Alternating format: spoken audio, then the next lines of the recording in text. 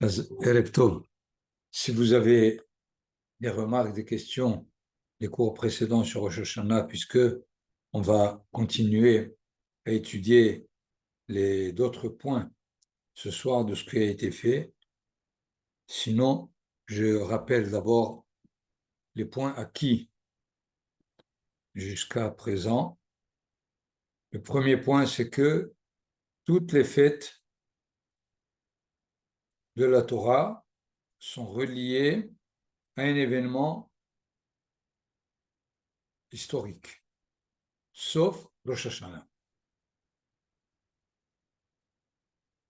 Cependant, la Torah lui accorde une mention spéciale.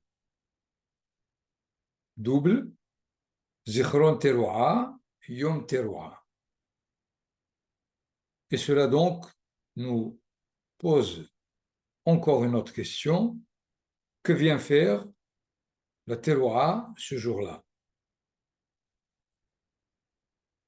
On a étudié déjà le fait que Teruah est un son entrecoupé qui est produit par celui qui souffle dans un instrument avant.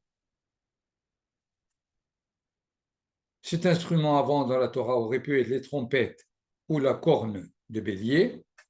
Et finalement, là aussi, on a étudié que c'est une corne de bélier ou d'autres d'ailleurs, de préférence, une corne de bélier, mais de toutes les façons, c'est une corne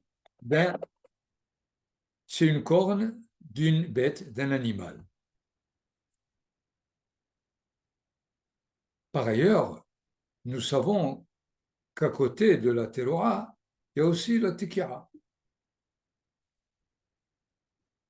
La Tekira étant un son continu, alors que la Teruah est un son coupé. Et voilà que le jour de Rosh Hashanah est beaucoup plus Teruah que Tekira.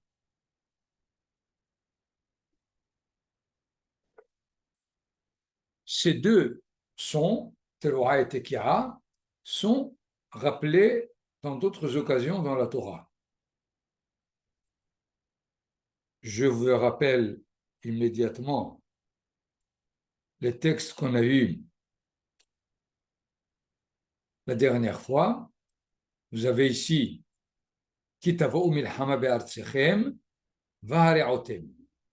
quand vous marchez en bataille dans votre pays, sonnez des trompettes avec fanfare. Tout ça veut dire Troua. Mais, jour de votre allégresse, vous sonnerez des trompettes. Donc, la Teruah rappelle un temps de guerre, la Tekiah rappelle un temps de fête. Et nous avons aussi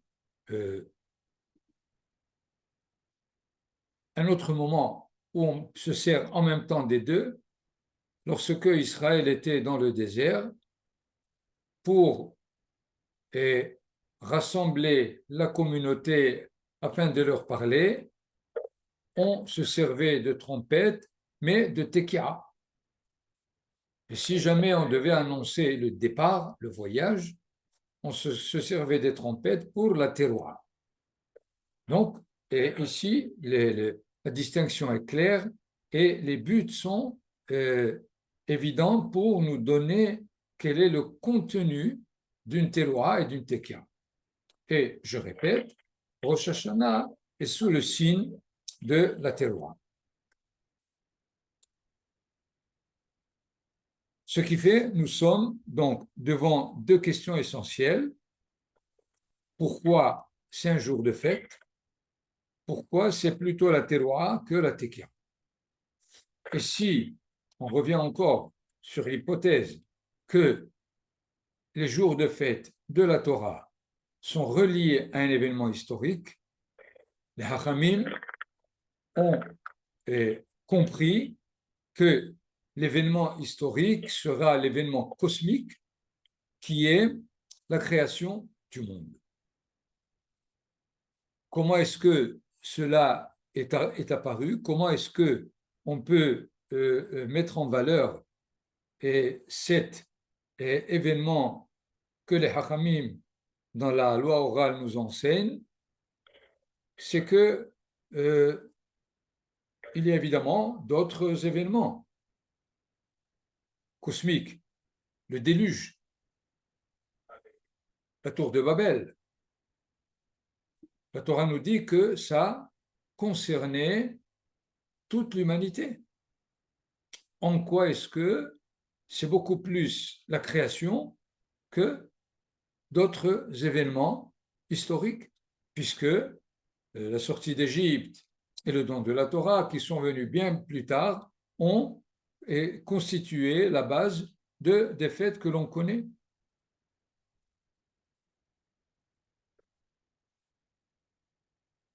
Il faut évidemment revenir à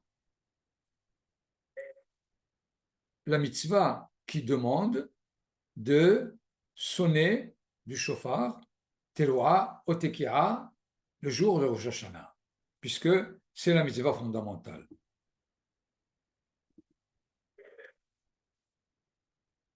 Le son du shofar, c'est finalement une sorte de déclaration qui ne contient pas une signification évidente. Lorsque quelqu'un émet un mot, une phrase, même une lettre, la lettre porte son sens. Une phrase porte un sens quelconque.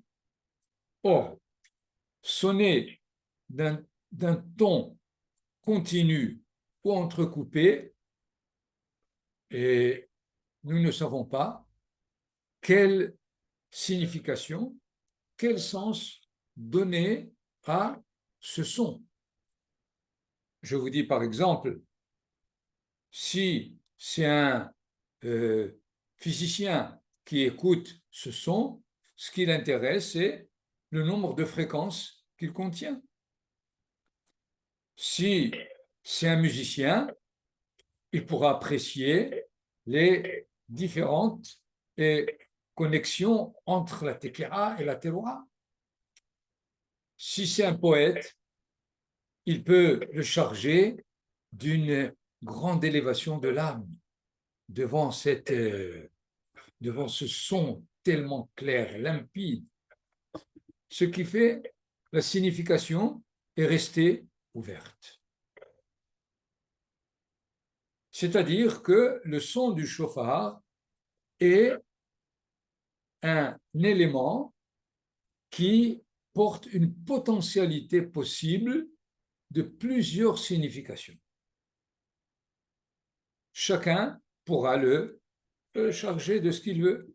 D'ailleurs, la Gemara, essentiellement, et quand elle s'est posé la question, la teroua, si c'est un son entrecoupé en trois ou une sorte de tremblement, de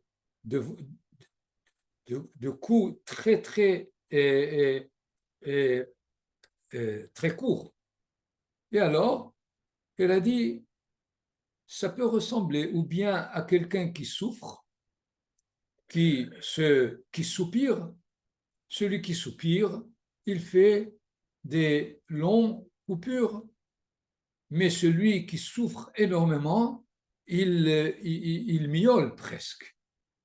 Donc, voilà comment la Gemara voit le son du shofar.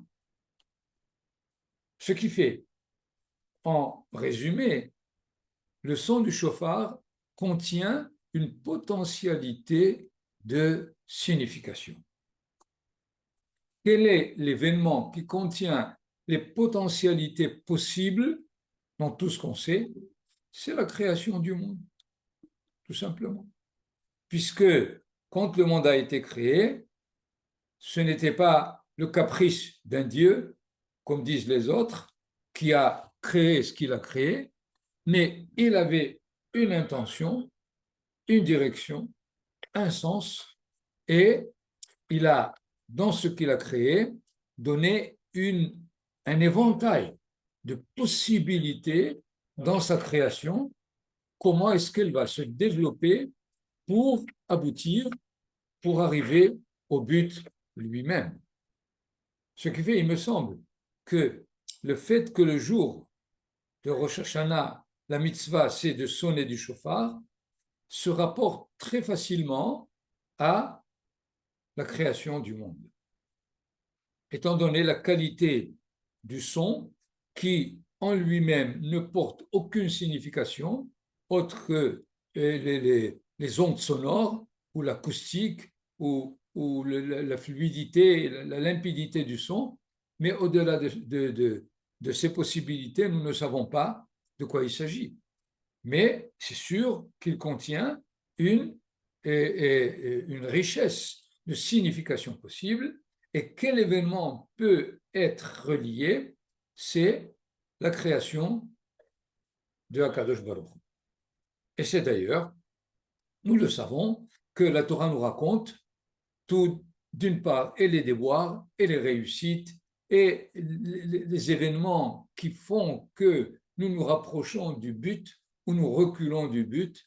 Donc, il est beaucoup plus évident que le son du chauffard et Rosh Hashanah soit relié à la création du monde.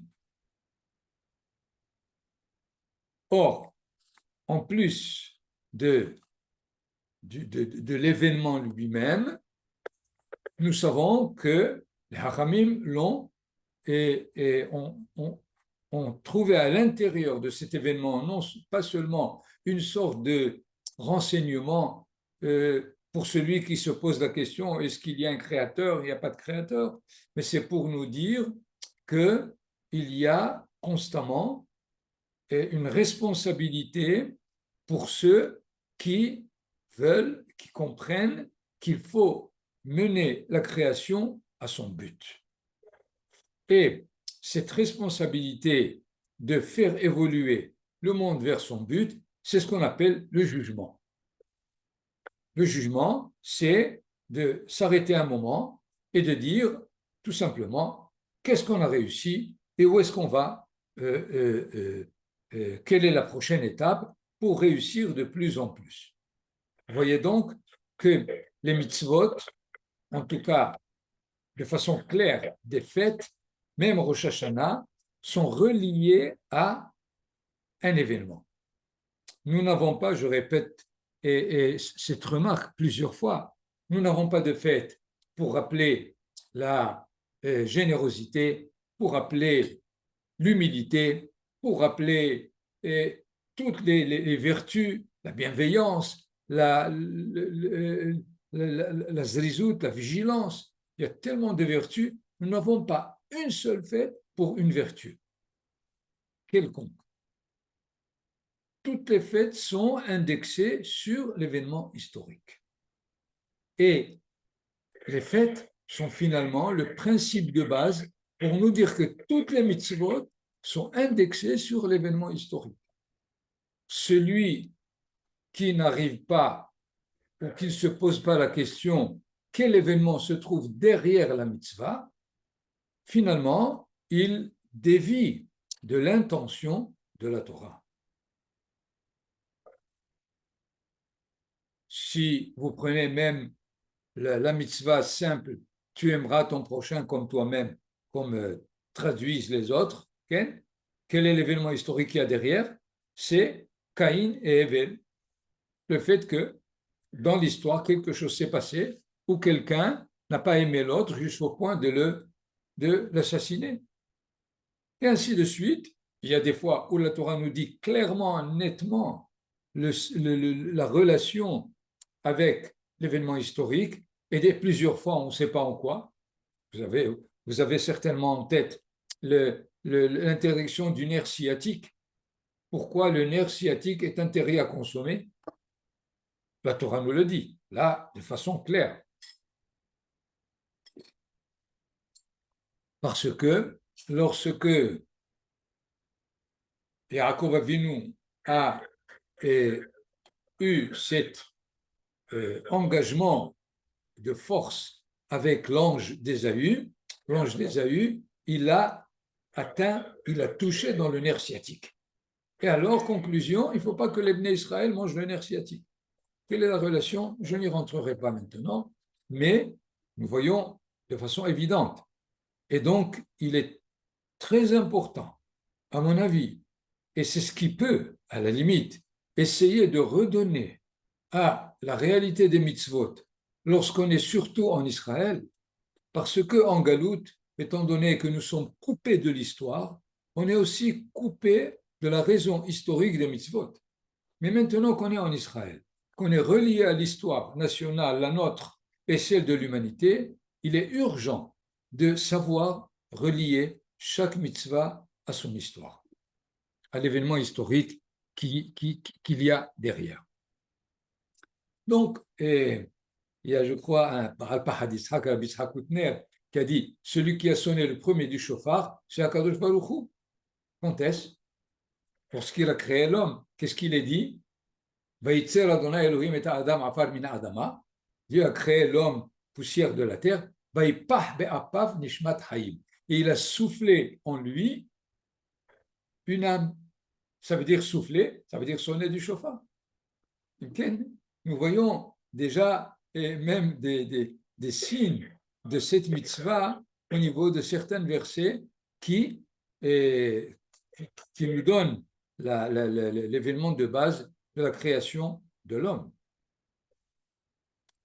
Dans ce sens, les Hachamim ont mis en place le Moussaf de Rosh Hashanah. Vous vous rappelez, on a étudié la dernière fois Malchuyot. Je voudrais maintenant revenir sur la Gemara qui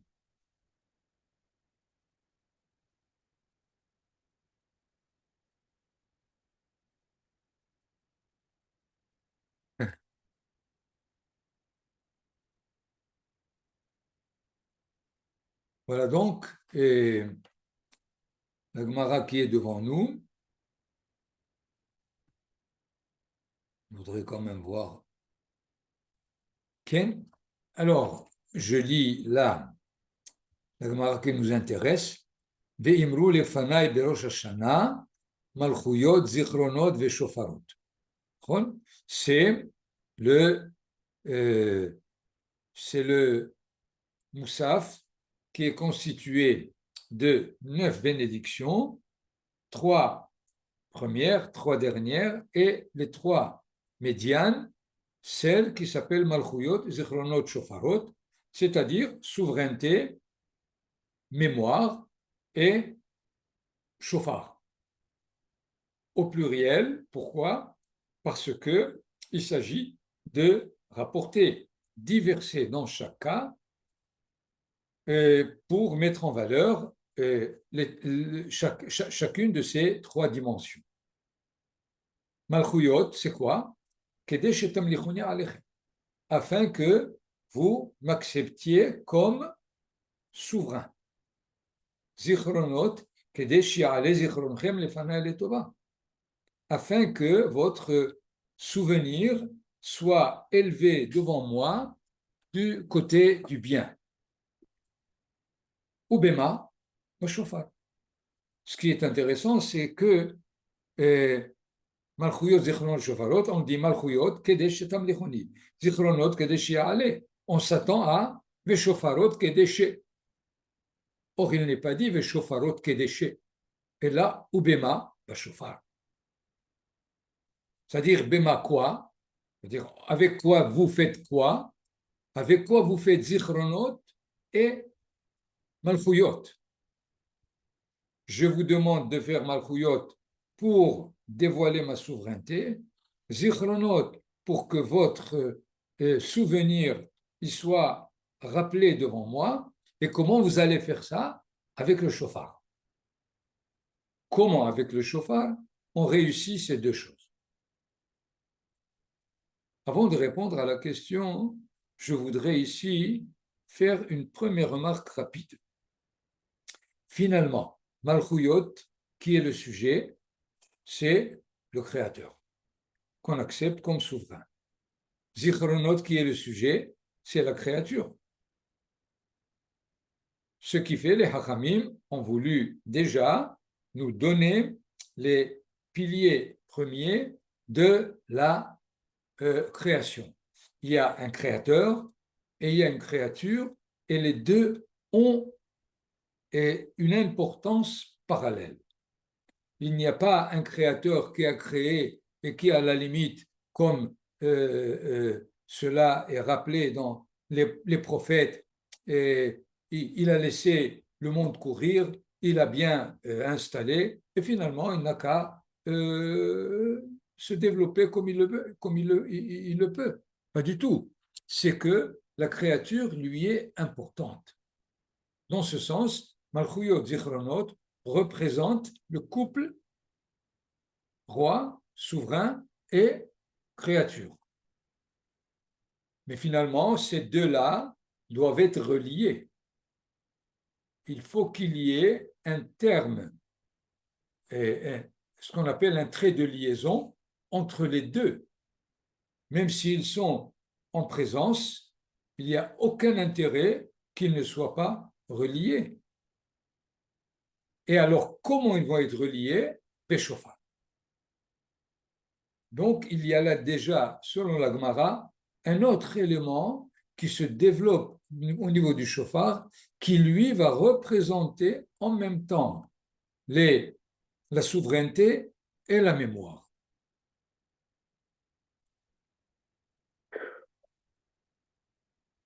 Je voudrais maintenant une remarque et pour nous aider à répondre à cette question, en quoi c'est le chauffard qui rapporte, qui établit la relation, qui finalement se retrouve dans les deux, mais dans des résonances différentes.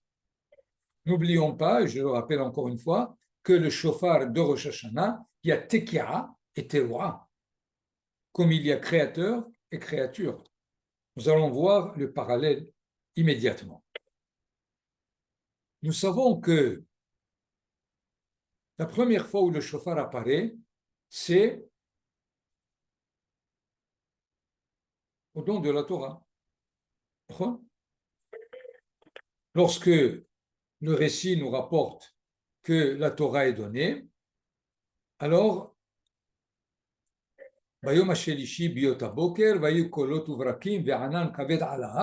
le troisième jour, Vekol shofar hazak meod.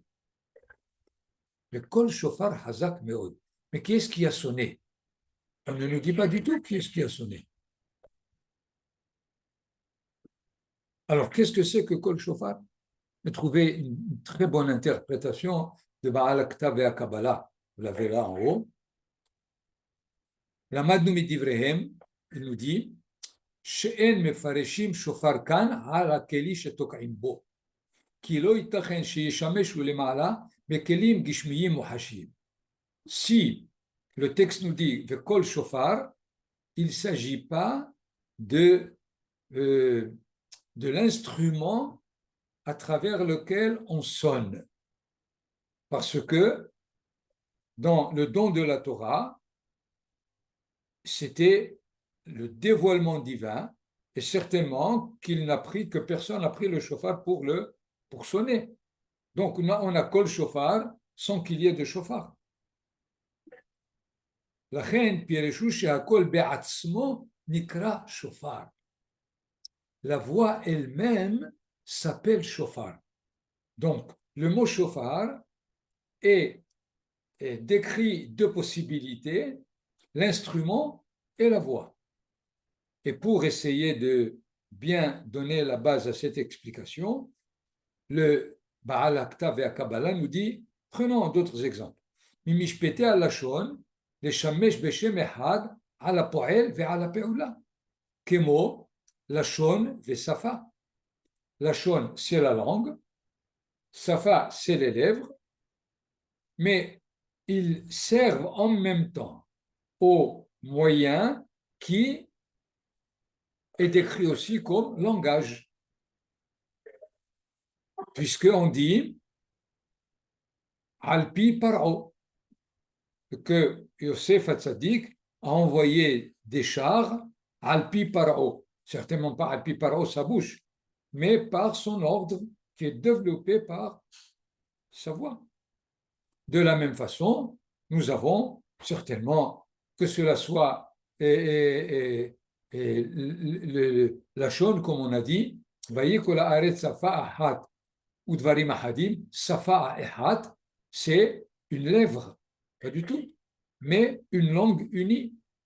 Donc, nous avons déjà pouvons trouver plusieurs mots dans lesquels on s'en sert pour, en même temps, décrire l'instrument, le corps qui exprime ce que le deuxième sens donne, qui est l'utilisation. Donc, dans ce cas-là, Kol Shofar, nous dit Ba'al Aktav Kabbalah, dans le don de la Torah, il n'y avait pas de shofar. C'est que le shofar lui-même indiquait une qualité de la voix.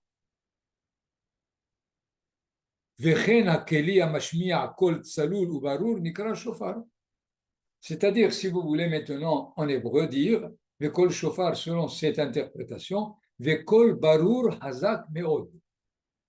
Shofar ici veut dire un son clair, net, hazak meod, qui ne fait que se développer de plus en plus fort. Ça veut dire quoi par rapport au don de la Torah? Lorsque Akadosh Baruch Hu donne la Torah, les choses sont claires. C'est divulgué, ça a été dit en 70 langues, et évidemment, c'est ça le kol shofar. Il y avait une voix qui était claire et nette. On ne pouvait pas douter du sens des voix qu'on entendait. Ce qui fait, de la même façon, à un autre verset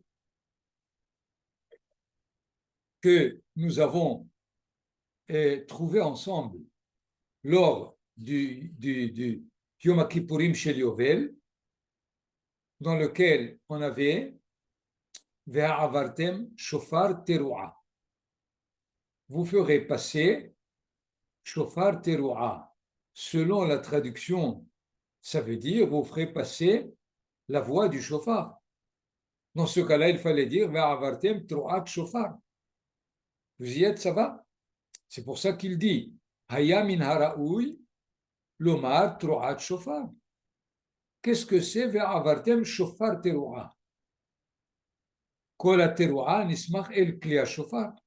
אמנם אם השופר הונח על הקול בעצמו, שפיר נמסך שופר אל תרועה.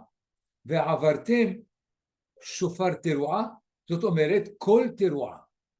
La voix de la teroua. Pourquoi la Torah ne nous dit pas la voix?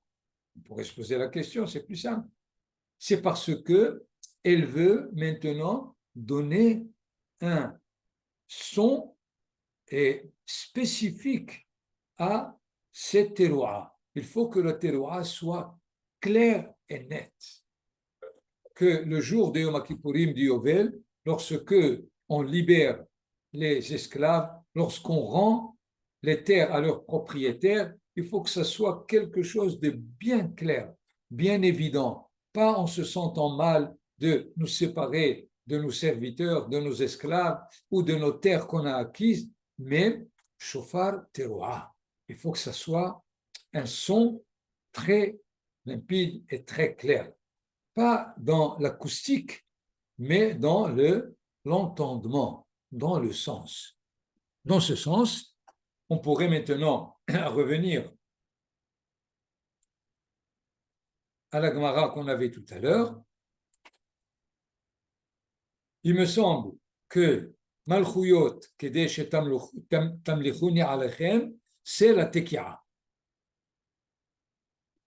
Zichronot, Kedesh Yale Zichronchem Lefanai Letova, c'est la Teroua. Et c'est pour cela que la Gemara nous dit comment vous réalisez aussi bien la souveraineté que la mémoire bashofar, avec le son du chauffard qui sera pour vous un son qui transporte une clarté, une signification évidente, c'est sûr que la tekira, c'est-à-dire le son continu, c'est la souveraineté divine qui enveloppe toute la création. Et maintenant, pour que votre souvenir arrive jusqu'à moi, l'étova, teroua, parce que il y a à se poser la question, est-ce que on est suffisamment adéquat, cohérent avec l'intention de la création pour que notre mémoire soit représentée du côté positif, du côté créatif au niveau de la divinité. Est-ce que nous comprenons ici maintenant Bema Beshofar? Parce que maintenant il n'est pas dit Bema Bitroa, il n'est pas dit Bema Bitkia. D'ailleurs, tout le monde le sait. Quelle est la bracha avant de sonner du shofar? Lishmoa kol shofar. Or, si c'est Yom Teruah, on aurait compris qu'ils vont me dire Lishmoa Teruat Hayom, par exemple. Et voilà que la beracha est Lishmoa kol shofar. Pourquoi? Parce que kol shofar inclut la tkia et la troa. Les deux. Et dans ce sens, je reviens à ce qu'on a dit au début, le chauffard ici, il est un élément riche de potentialité et ce qu'on lui accorde, nous, comme sens, c'est ce qu'il représente effectivement dans la mitzvah. Je n'ai pas rapporté ici le Arav Saadia Gaon qui a rapporté 10 possibilités de sens du shofar à Rosh Hashanah. Évidemment, il n'indique pas que c'est comme ça qu'il le fait, mais chacun peut tout simplement se donner le sens qu'il porte, qu'il veut que le son du shofar porte, parce qu'il est là pour ça. Il n'est pas là pour être écouté dans le tympan de notre oreille, mais il est là pour nous réveiller à quelque chose qui doit nous concerner au niveau de la finalité de la création elle-même.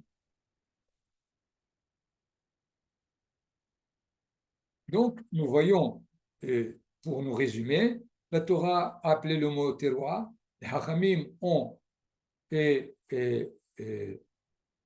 rapporté l'événement de création à la terroir, ce qui a donné comme conséquence le jugement. Et évidemment, on a plus tard donné au premier jour de Rosh Hashanah l'un des 10 jours de Tchouva. Donc, nous voyons comment est-ce que on pourrait relier. Les Hachamim n'ont pas tout simplement donné l'événement de la création sans être relié au verset lui-même de la Torah.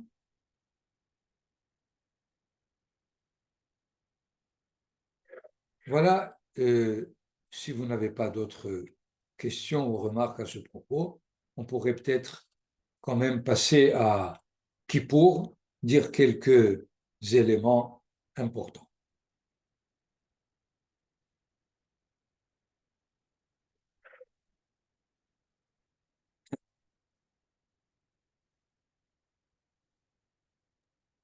Bon, j'ai une question.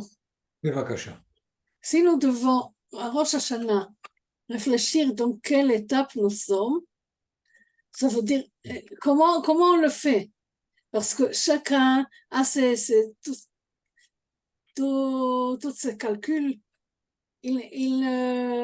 S'il doit penser comment est Israël et le monde et tout ça, c'est trop grand. Ça ne se relie pas à moi, à toi-même. Qu'est-ce que je dois faire? Est-ce que j'ai fait ce que je devais faire ou je ne faisais pas? Parce que Nous avons tous les petits détails que nous devons suivre toute l'année et tout le temps. Et est-ce que nous avons fait bien ici, bien là-bas, et comment nous étions avec les prochains, comment on est, et les vertus et tout ça. Mais quelle relation ça a avec le monde et la finalité de la création? Je ne sais pas. Non, il est évident que chacun à son niveau écoute dans le chauffard ce qui l'amènera à évoluer dans sa personne, dans sa vie. C'est sûr qu'il ne s'agit pas de dire l'objectif c'est le temps du Mashiach, maintenant qu'est-ce qu'il faut que je fasse pour que le Mashiach vienne? C'est sûr que non. Mais par exemple, le Rav Kook propose qu'il y a ce qu'on appelle les vertus et les actions. Les vertus sont finalement la teroua entrecoupée de trois. Et les actions sont multiples par rapport à la même vertu. C'est le tremblement, le retet, ce qu'on appelle troa, pas shvarim, shvarim et troa. Donc, il y a là un moment où on se dit comment est-ce que ma, euh, ma générosité, mon humilité, comment est-ce qu'elle s'exprime dans mes actes? C'est très positif, Metsuya, il n'y a aucun doute. Mais il faut éviter tout simplement de s'asseoir et d'écouter. Le son, c'est très bien, c'est tellement bien, c'est clair. Et puis, ça s'arrête là. C'est Haval. J'ai vu une fois dans un livre de Rosh Hashanah Ashkenaz, le moment et c'était en français, et au moment du chauffard, il est écrit, et là, il faut pleurer. On ne peut pas commander les pleurs. Ça veut dire là, il faut pleurer. Rien commenter. On ne peut C'est-à-dire pas que commenter les pensées, on ne peut rien commenter. c'est possible, mais en tout cas, celui qui a écrit le Mahzor, il s'est rendu compte qu'on n'est pas là pour écouter. Baruch Hashem, on a des oreilles. Mais comment est-ce qu'il faut profiter de ce moment pour quand même établir un mouvement positif en soi? Quelqu'un peut se dire, ah, comment devait être le jour du don de la Torah? C'est énorme. Certainement que, et alors il a devant lui, mamash, la théophanie du Sinaï. Il peut se représenter ça. Le chauffard aussi, c'est le chauffard de la Géoula. Quelqu'un peut se dire, et je suis venu en Israël en vue de quoi? Et alors il peut se dire, en vue vraiment de quoi? Il doit répondre, donner la bonne réponse.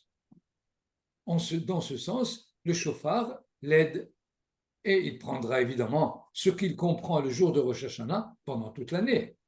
Il n'y a aucun doute. Nous savons que Pessah, Zman Herutenu, mais Herutenu, c'est toute l'année.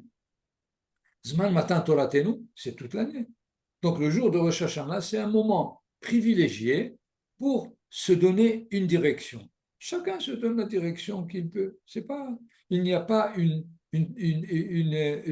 un ordre de penser ceci ou cela. Au contraire, c'est ça la capacité du chauffard. C'est qu'il est riche dans le potentiel, dans l'éventail des résonances qu'il réveille, pas dans mon oreille, mais dans ma personne. C'est ça, il me semble, ce que les Mefarchim ont essayé de nous donner.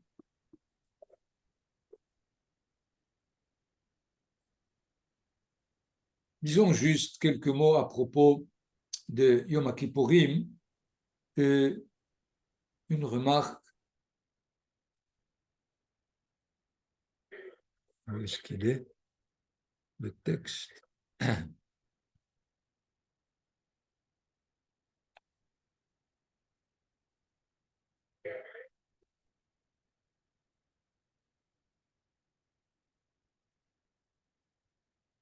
Non, je crois que je l'ai fermé. Il est là.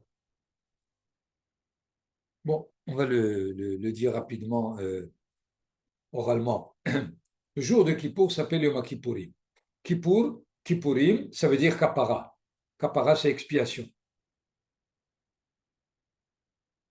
Peut-être pardon. D'ailleurs, les autres l'appellent le jour du grand pardon. Mais quel est finalement en hébreu le mot kapara? Parce qu'il y a d'autres mots qui nous semblent synonymes. Il y a mehila, il y a seliha. Chaque jour dans la tfila, qu'est-ce qu'on dit? Selah lanu avinu ki hatanu, mehol lanu malkenu ki pasha'nu. Oh, il n'y a pas la kapara là-dedans. Donc, il y a une différence entre mehila, seliha et kapara. Essentiellement, pour comprendre le but de la kapara, on peut le rapporter d'autres mots qui ont la même racine. Kaporet, kaporet, c'est ce qui cache l'arche elle-même, le couvercle, c'est kaporet. De la même façon, quand on dit kofer, kofer nafsho, c'est quelque chose qui protège, si on peut dire, celui qui ne peut pas donner le kofer. Le mahatit à shekel qu'on donne chaque année, la Torah nous dit Venatenu ish kofer nafsho, l'Adonai bifkodotam. Il faut qu'ils donnent le rachat, comme ça on traduit, de leur nefesh. Donc les termes kapara, kofer, kippour, kaporet sont finalement une sorte de protection, une sorte de freiner quelque chose qui risque de se développer de plus en plus. De quoi il s'agit?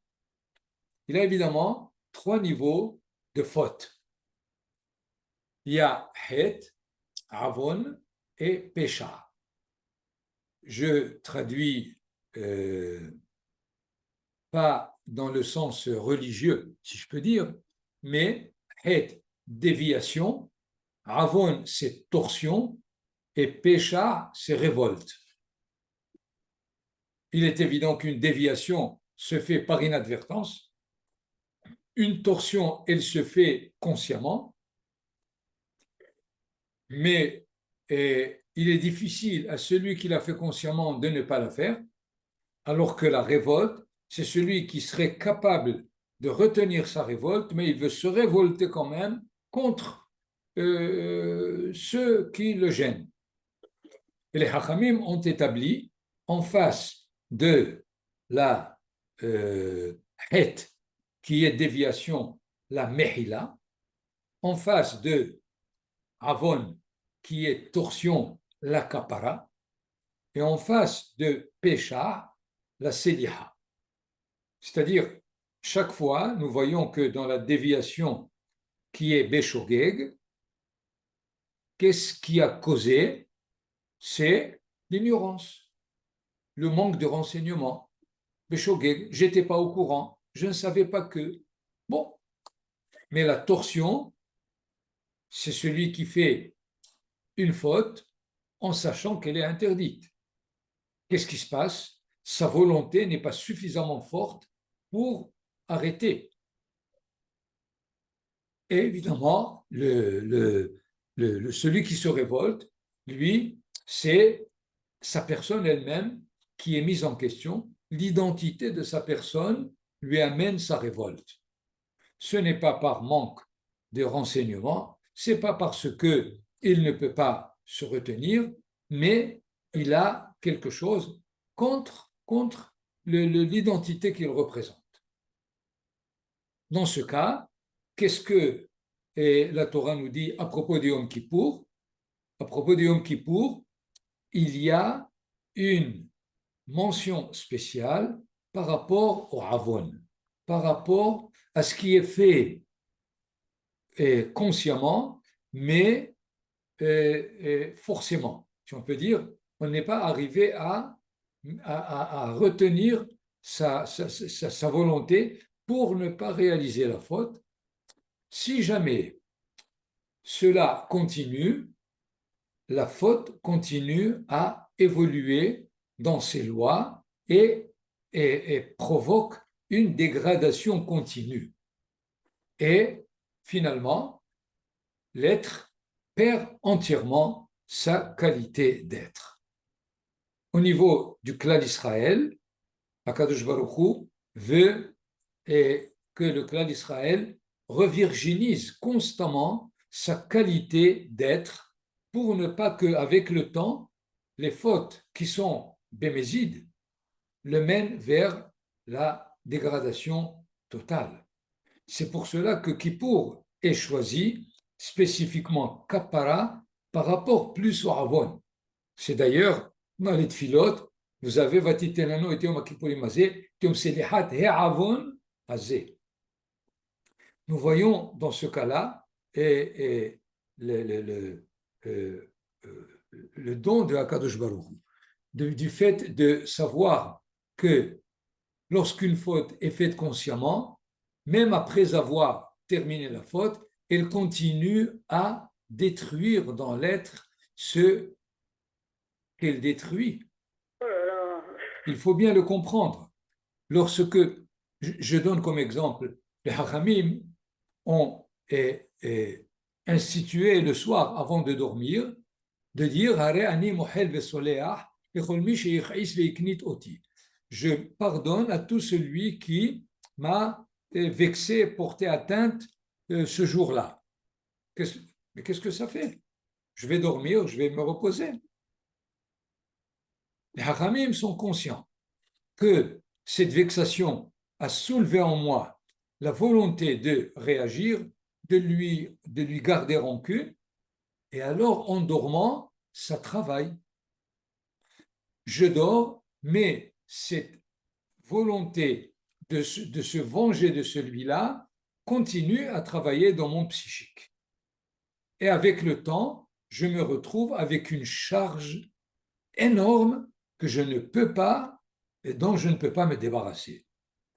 C'est pour cela que, avant de dormir, j'essaie d'évacuer cette charge négative en disant je pardonne, je me sépare complètement. Comme ça, le matin, je me réveille sur le pied droit, pas sur le pied gauche. Je reste ish yamin, velo ish smol. Et dans ce sens, vous comprenez pourquoi Kippour n'est pas un jour de Mehila, il est aussi Mehila, il est Sliha, il est tout, mais la Torah l'a appelé Kippour pour nous dire Akadosh Baruch Hu et déblaye, si on peut dire, tout ce qui a été pendant l'année et de ces charges où la volonté a trébuché pour que l'on reprenne une année normale avec des forces vives, sans mitanim, comment on peut dire, mishkaim, sans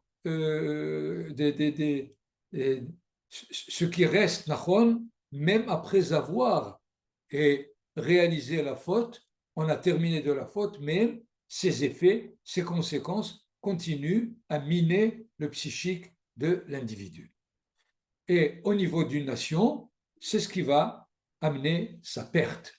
C'est comme ça qu'on peut comprendre le fait que des empires énormes ont disparu. Les empires avaient toutes les forces, avaient tous les moyens, et pourtant ils ont disparu. Pourquoi? Parce que, au fur et à mesure, la loi des temps fait que les charges augmentent d'une année à l'autre, et jusqu'à ce que, finalement, c'est la fin, c'est terminé. Akadosh Baruch Hu le sait, et comme il aime les Bnei Israël, il leur a dit, chaque année, je vous décharge. Comme ça, vous repartez, vous redémarrez jeune. תכתבו ותחתמו לחיים טובים ושלום.